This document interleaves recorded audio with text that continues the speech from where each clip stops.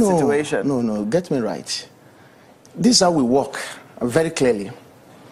After such information, read maybe on news media, on whatever, social media or anything, we would usually want to hear further from the mission all over the world. We want to hear from them to speak on this issue. Maybe there are new dimensions to it, and we will act based on what the mission tells us, because that is the Nigerian mission that is based, domicile in that country.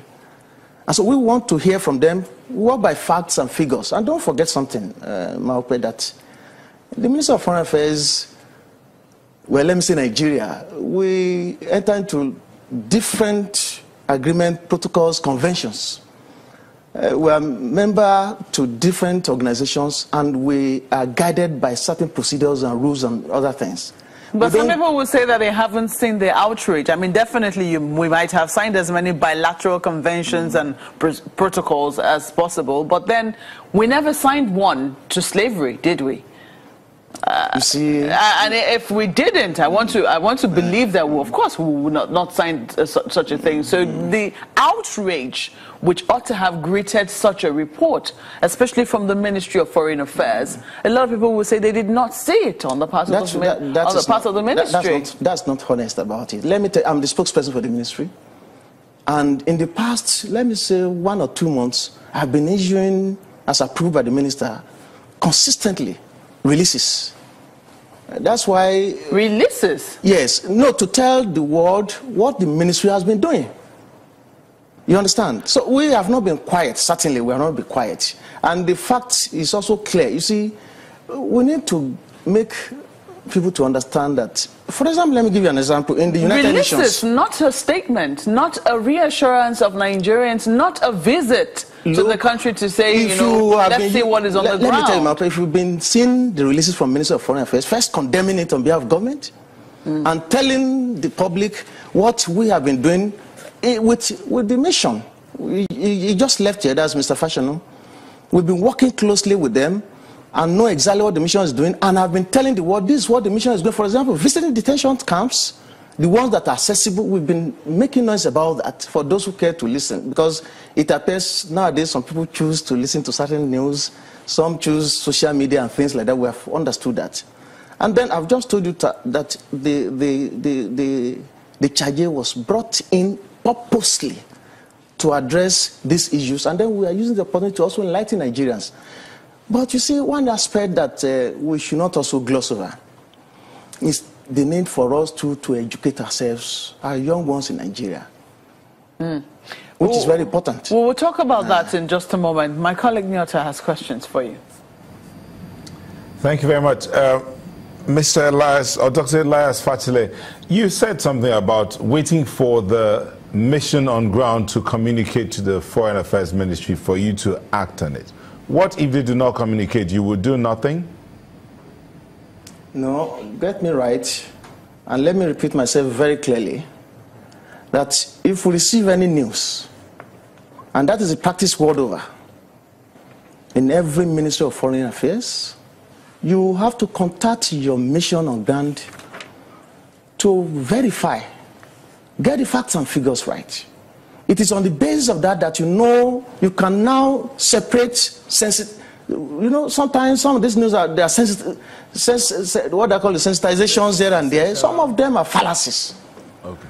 That is why the Nigerian mission exists in that country, for us to obtain information. And most often, you see, within a short while, they usually respond after making their own investigations. And we act as Minister of Foreign Affairs based on what we receive from them. Okay. Not necessarily based on certain... Part of your responsibility, I mean, when we're introducing you, we introduced you as head of crisis monitoring and public affairs. That means you're supposed to be on top of everything going on as concerns Nigerians. Is it Nigerians that's your priority, or relations with the nation in concern? What's the priority of the Foreign Affairs Ministry? Thank you very much. You see, the duties of a diplomat or missions are numerous: representing your country and negotiating when necessary, especially in multilateral missions like United Nations and so on and so forth. In particular, we do not take the aspect of citizenship diplomacy likely? Let me tell you clearly that when this issue have been on ground, the Ministry of Foreign Affairs have been working very closely with the mission and with International Organization of Migration. And even in a mission in the United Nations, panel mission of Nigeria to the United Nations, especially in the third committee of the General Assembly, this is where issues that has to do with migration and human trafficking come up. Nigeria has been very vocal. Oh. Check your records. Very vocal. We've been in the forefront. At the moment, Nigeria is the president of the Human Rights Council, based in Switzerland, in Geneva. So the issue is so clear that what we do clearly is to ensure that we get the facts right. And then we now work based on facts, because it's an organized setup. Foreign ministry is an organized setup. We work based on facts and not just based on hearsay. Okay, Dr. Fasile, that's what I was trying to explain. Okay, now that you work based on facts and not on hearsay, but Nigerians out there who are in other countries do not feel protected by their foreign ministry. I mean, there are stories of Nigerians being hurt or being murdered or being molested across the world, and nobody hears about what the foreign ministry is doing to protect the Nigerians or what the missions are doing. Indeed, we have testimonies of people who have even gone to the missions on ground to say, this is my situation, and they are locked out of the missions. Nobody listens to them. But let's just stay here with the Libyan situation, where you say you've been doing press or you've been doing releases. Who have you been, or how have you been channeling those releases? Where have you been channeling them? And what have those releases been about? That's before this report came out globally.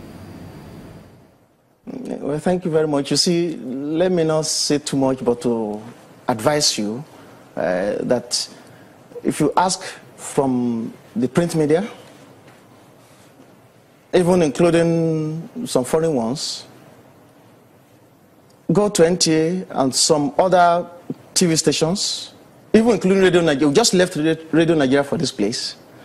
We have been having robust media engagements on this issue. And if you like, after now, I can make the releases available to Maokwe here for you to know and understand what I'm saying far better.